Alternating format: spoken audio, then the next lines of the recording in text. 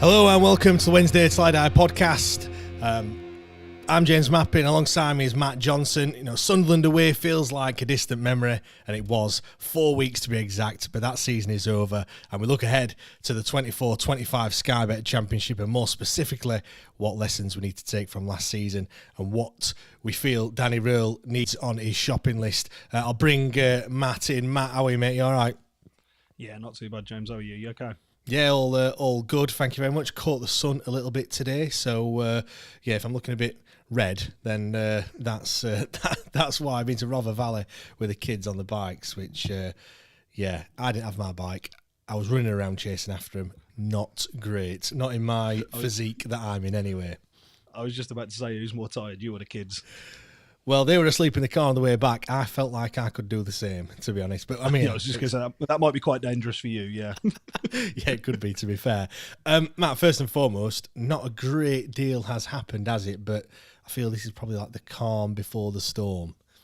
Yeah, there's a couple of bits and pieces, obviously, that have come out this week, but nothing that's like shook everything to the very core and foundations of kind of what's going on at Sheffield Wednesday at the minute, has it? But it's no. I suppose it's slowly ticking away, isn't it? It's that really awkward time period where it's players. We were still kind of waiting for players' contracts to finish and clubs to really see what they were doing. The playoffs obviously only finished kind of like last week, so there'll be squads who are still kind of figuring out what they want to do, really. So yeah, it's an awkward time at the minute. Yeah. One thing that has happened, or two things, I guess.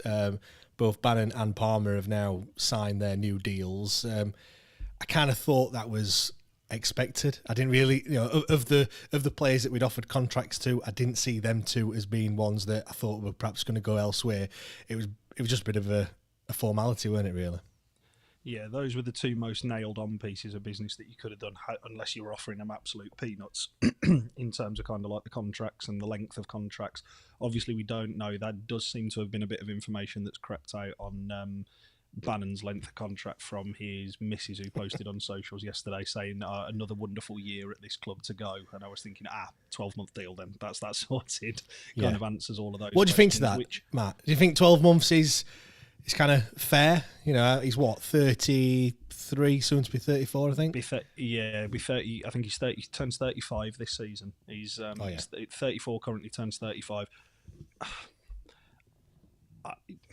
I suppose I'm probably going to be slightly biased here. I would have liked to have seen it with a 2-year deal, with a phase of, over this 12 months, kind of look to progress and move away from him over these 12 to 18 months, and then gradually in that last 6 months really wind him down and bring him sort of off the bench. You can't do that this year. He's still too critically... Obviously depends on who we bring in the summer, but at the moment, this point in time now, as we sit here speaking, he's one of the most critically important parts to the first team setup. So, well, he's been doing his coaching badges, hasn't he, Matt? So clearly he's looking at the bigger picture, which, at the age of, as you mentioned, 34 years old, 35 in December, he's obviously looking at what's happening after his playing time's up. And I just really hope that he stays on. We give him some sort of job in a coaching capacity at Sheffield Wednesday Football Club. I wish him all the best if he did move on to someone else, but I just feel like he's given that much to the club, and you don't get many players that have played the number of games that he's played, being at a club for this is now his 10th season now, or that's coming up. You don't get that at many places, and I feel like it should be recognised. Not that it hasn't been recognised, but in terms of you can just stay around here for as long as you want, because you're always going to be a part of the furniture, if you know what I mean. Yeah, both him and Liam Palmer are absolute anomalies against kind of like everything that goes against modern football, really, in terms of players who stay for kind of like that length of time. And ultimately, irrespective of what you currently think about both players, both have earned those new deals this year. Both of those players have earned the right to receive a new deal from the club. They've both been really important players. Both have played a really, really important part in us staying up. And nobody can complain about, especially a 12-month one. You definitely can't complain about that. I would like to see both players see out their playing careers at us, and then I mean, it would be great if Bannon. I mean, I can't think of many better situations to go in if you're Barry Bannon and to come into the current coaching setup and be offered a coaching role behind the scenes potentially with this current manager. I can't think of many better setups to walk into in your first coaching job if that is what ultimately happens. Yeah, same with Palmer as well. In terms of, obviously don't know how long his deal is. It wouldn't surprise me if it was another year. Obviously, he's a couple of years younger than Bannon. I thought, obviously, we've mentioned it a few times in the season review and stuff like that. 2 seasons ago when we got promoted was probably his best season that he's ever had at the football club. Last season, he didn't start off great, but he certainly finished really well. Scoring the goal against Sunderland and the final day of the season. One goal doesn't save your career at a football club or anything like that. But Danny Rail's probably seen that Liam Palmer is really important to this football club, and I think Danny Rail also recognises it's not just things on the pitch as well, it's probably things off of the pitch. And to have 2 players like Bannan and Palmer with such, experience at a football club, they've seen it all. Do you know what I mean? Especially Palmer. The fact that he was there in 2005 when we beat Hartlepool at Cardiff, do you know what I mean? He's been here through he's not been there for the good times when we talk about the 90s in the Premier League, but certainly in recent history, he's been through everything. So any new player coming in, he can just tell them everything that they need to know about anything to do with Sheffield Wednesday. I suppose also as well, you know exactly what you're getting with Liam Palmer. And again, whether he is your type of footballer, he's incredibly versatile. He can play in multiple different positions across the back line, and absolute, if there is a real need and a crisis in midfield, he can play defensive midfield as well. You also know exactly what you're going to get with him. And for I feel like I'm being harsh here, squad player, that is so vitally important at this level. And he knows the club, he knows the coaching staff. The coaching staff know exactly what they're going to get out of him. It's just a smart bit of business, really. Yeah. Before we move on to kind of the lessons to learn from last season and a bit of a player wish list, or Danny's shopping list as I've coined it, just another thing as well, Chris Powell did an interview with Sam Allardyce the other day. I'm sure everyone's watched it. If I don't think I could love anyone more than I do Chris Powell, but I kind of do after that interview. Do you know what I mean? Just the outpouring of emotion and kind of what it means to him, and the fact, everyone mentions the fans, everyone mentions the word massive and everything whenever they mention Sheffield Wednesday and the sign for the club and everything else. So it kind of, I kind of get a bit numb to it because it's just, we just see it week in, week out. But, the way that he's been at some decent clubs throughout his career, and for him to say what he said about Sheffield Wednesday and Danny Rail as well, like, it's just something. I feel like something special is happening at Sheffield Wednesday at the moment, and yeah. For a coach who has, up until the Sheffield Wednesday job, most recently been working with the England setup, which you would argue as a national side and as a coach probably is the pinnacle of any sort of like coaching career that you could look to have. To say that this club, and this is using his words, saved his life and brought him back to life in terms of, we obviously have no idea of anything to do with the illness that he spoke about, and rightly so. If he wants to keep that to himself, he should be allowed to. How glowing he spoke about it, and how much this club seems to have, as he said again himself, got under his skin. And he was tearing up, Matt. Yeah. It was, do you know what I mean? He had tears in his eyes when he was talking about it. And I mean, we could all see that week in, week out, either at Hillsborough or away from home. You could see how much it meant to him. You could see how much it meant to him in the celebrations. You could see how grateful he was to Danny any time that kind of like a result would go his way. He'd seek him out and give him like a massive hug. He'd make a huge deal of ensuring like fans gave not only the players but also the manager kind of like time on their own as well. I mean, for a guy who swung off a crossbar at Hillsborough doing chin-ups as a manager of another Yorkshire club, to then come in and to really, I mean, there are some people who probably love him more than they do the gaffer at the minute, and also that kind of like what he has brought to this football club really can't be underestimated. Because if you actually look at the rest of the coaching staff that are there, yes, really good coaches, that's clear to see. He is of an age and a profile who has been around the block and seen it all in English football. He must be so invaluable to a manager like Danny Roll, to even just from an experience standpoint of what it's like going into these type of games and these type of situations. I mean, I just think it was really insightful. That little small clip, and there's little small snippets that he's given to that particular podcast, and it was a really good listen. Just for me as well on that, I mean, Andrew just mentioned saying how many assistants do we know who have such a high profile at any club, not just Wednesday. Obviously, Pedersen, coming from a managerial role. I think we mentioned that last week as well.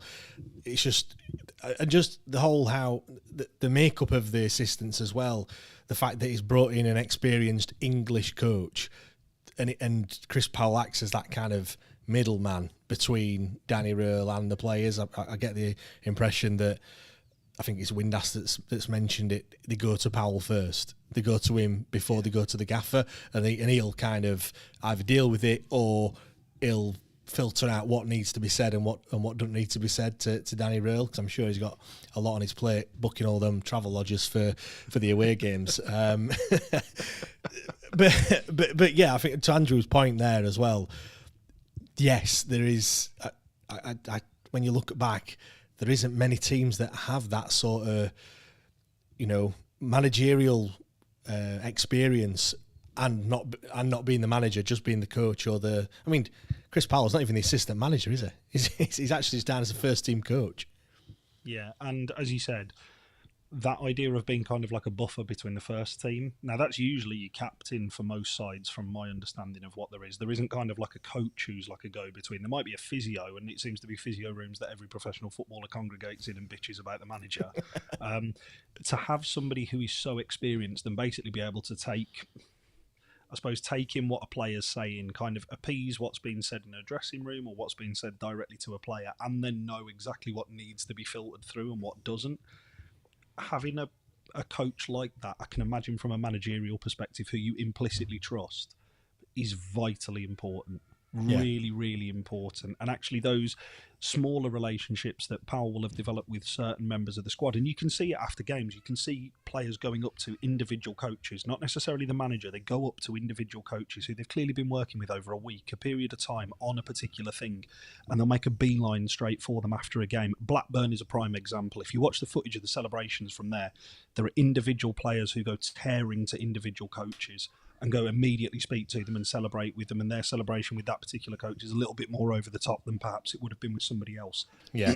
It's clear that we have built a proper team as a backroom staff without actually obviously having the knowledge of what's going on, just from kind of like the little snippets that you see.